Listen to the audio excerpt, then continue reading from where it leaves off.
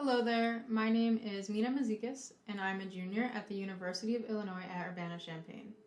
I have been working at the Nuclear Physics Lab at UIUC for around 2 years now, where we construct electromagnetic calorimeter absorber blocks, which are shown here.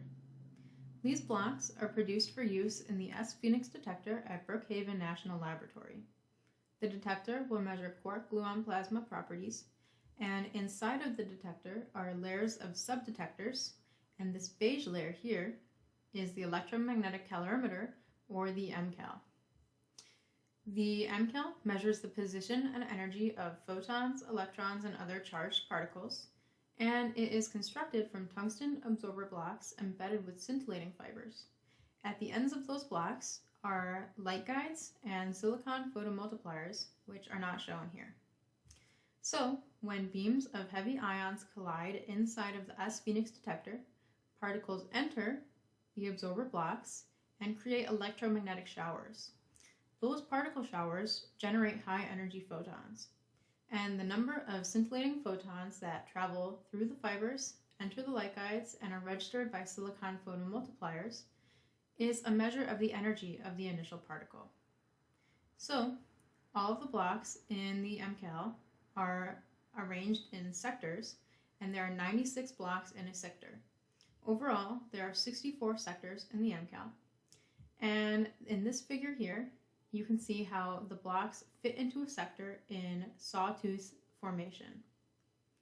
This picture here depicts how one sector will fit into the overall mcalorimeter. So to create these blocks, we start by constructing the skeletons of the internal blocks using scintillating fibers, mesh plates, and a 3D printed frame. There are 2,668 fibers that go into each one of these completed fiber sets.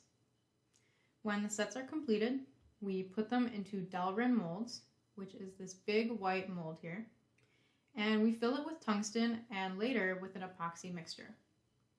When the epoxy mixture is fully cured, the block is pried out of the mold and is ready to be machined.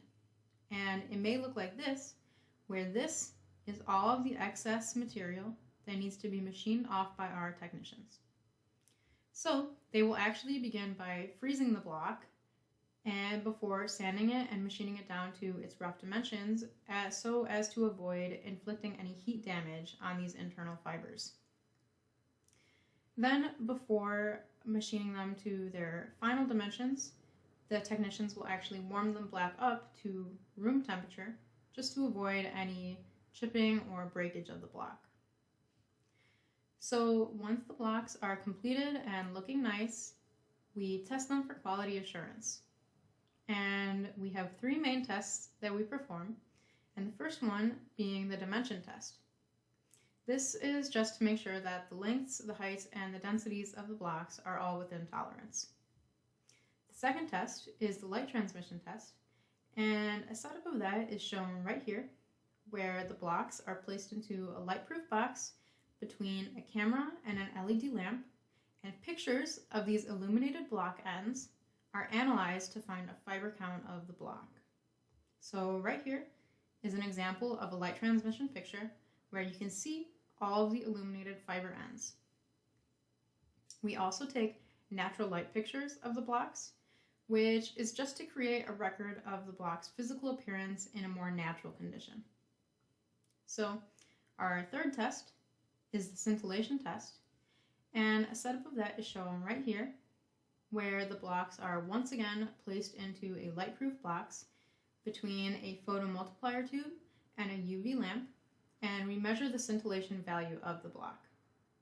With each set of blocks that we test for scintillation, we will also test a calibration block, and the value of the blocks, the scintillation value of the blocks, must be at least 70% the value of the calibration block in order to pass the scintillation test.